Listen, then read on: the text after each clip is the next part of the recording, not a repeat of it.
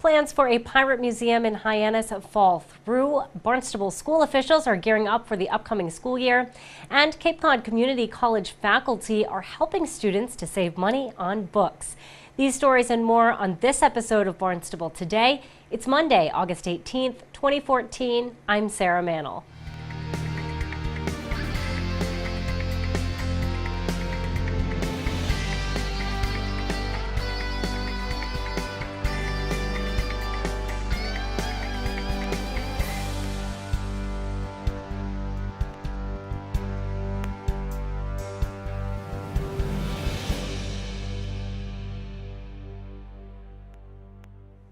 Efforts to bring a pirate museum to Hyannis come to a halt Friday. Town manager Tom Lynch said a lawyer working on the project notified the town that they would not be signing the lease to rent the historic space. I believe this is a business decision on their part. There was a small article in yesterday's paper where the reporter had called Mr. Clifford and asked, what was going on, and there seemed to be a comment about using artifacts as collateral, and he didn't want to do that. But, I thought what I might do for viewers is just talk a little bit about the process and the public role that we do when we try to enter into a venture like this.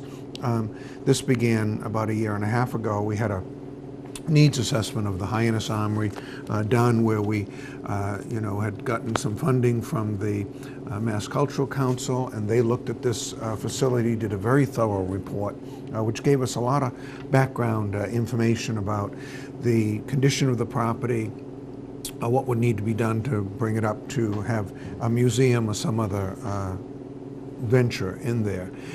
From that, we had a request to do a RFP. The folks that were interested in doing a Real Pirates exhibit wanted to see about whether they could use that facility. So I authorized a request for interest. We got 5 responses from that. There were a variety of groups that wanted to look at it. They had this information, so they kind of knew the cost of going into repairs and whatever in the building. From there, we did a request for proposals. That went out. We just had the one response at that point in time, and that was the private company that wanted to do a for-profit venture at the Hyannis Armory. We had a review committee that looked at their proposal. I appointed a business community leaders. There were councils on it, members of the arts community, members of the Hyannis Civic Association. They took a good hard look at this proposal and made a recommendation to me that they felt that this was a worthwhile venture. We had to then, because the Armory was given to us only for nonprofit reasons, had to request the filing of legislation to allow a for-profit museum. That was passed by the legislature. And at the same time, we also entered into lease negotiations with our partners in this, and they went along fine. The lease was actually a part of the request for proposal, so we all knew what the parameters of the lease would be. And when you do that, you also ask someone what their whole project is going to be. For instance, they would tell us that the museum was going to be of National Geographic quality, because that was the basis of which they were using this. They talked about how long it would be open, how many employees they would have, what sorts of activities would be going on. They had a very ambitious plan to actually move part of the refining of the objects that they had found from the Witter and other ships that Mr. Clifford and his partners had been involved with. So we continued the lease negotiations, had arrived at a conclusion on those. They went before the town council on July 17th, very enthusiastic. I thought the council was very enthusiastic and certainly gave them a warm endorsement. And then they were set to take over on September 1st. They still would have had certain permitting things to go through, because they had to do construction at the site, look at some parking issues and whatever. So there had to be negotiations that we weren't privy to between the business partners as to how they were going to operate this venture long term. Lynch says town staff will now go back to the drawing board and evaluate what the next steps are for the armory. With just 2 weeks till school is back in session, Superintendent of Schools Dr. Mary Schakowsky is busy getting staff and students ready. Schakowsky says while parents may be looking forward to the start of school, it can sometimes cause anxiety for students. Posted some tips for managing back-to-school anxiety, and these are from the Child Mind Institute. It's right on our webpage. And they're very, very simple, kind of 10 really basic tips around getting kids back into a routine, you know, letting your children make decisions on small things like, you know, what to wear. They feel they're a little bit more in control. You know, obviously the most obvious, remembering to fuel them with food, and talking about some of their fears and their anxieties around going back to school. And certainly, you know, those first couple of weeks, you know, don't expect smooth sailing because there's going to be bumps in the road. And you know, I think the more parents can feel that they are not rattled, I think the more confident children will feel. But you know, it's been a busy summer, and looking forward to the start. We had our 4 days last week with all of our administrative team, and then this coming week we've got a new teacher orientation as well as a new administrator orientation that's going to be occurring on 2 separate days.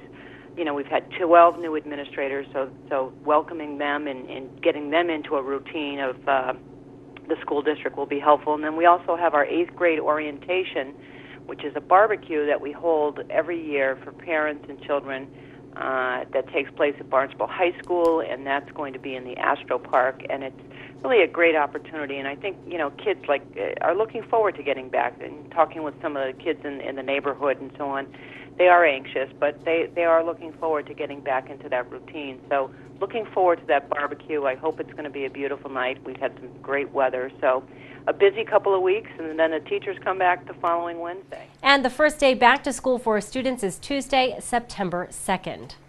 Purchasing college textbooks can be a costly venture for students. Communications Director Michael Gross says that's why a group of nursing faculty got together to try and reduce that burden. Our faculty over the last year have really been looking very, very hard at textbooks, and certainly the public knows that books cost an awful lot of money, and we only wish that were not true, but in fact it is. And there's also been a real move to try to see if we can go from hardcover to e-books, because so many of the students are carrying around tablets, mini computers throughout their classrooms. How could this work? Well, our faculty got together in nursing, and over the past year sat down, and in the leadership of Gail Ridgway.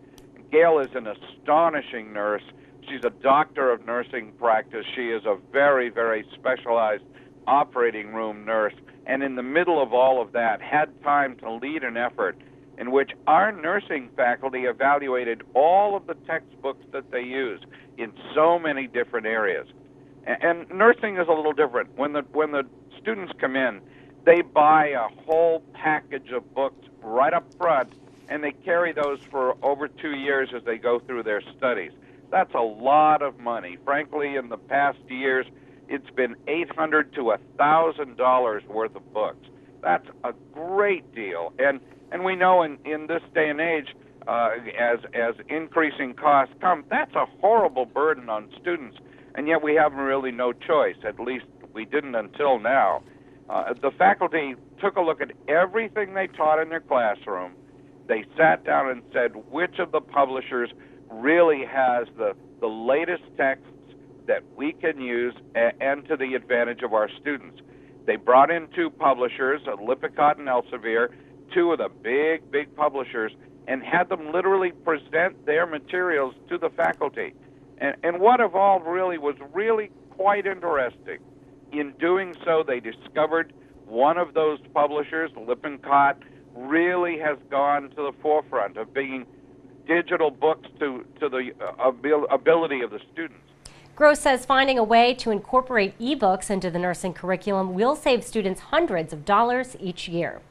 Well, be sure to tune in to our hour-long news program, Barnstable This Morning, weekdays at 7 a.m. On tomorrow's show, we will chat with Police Chief Paul McDonald golf instructor Dave Dinellen, and we'll have all the news and information you need. For Barnstable Today, I'm Sarah Mannel.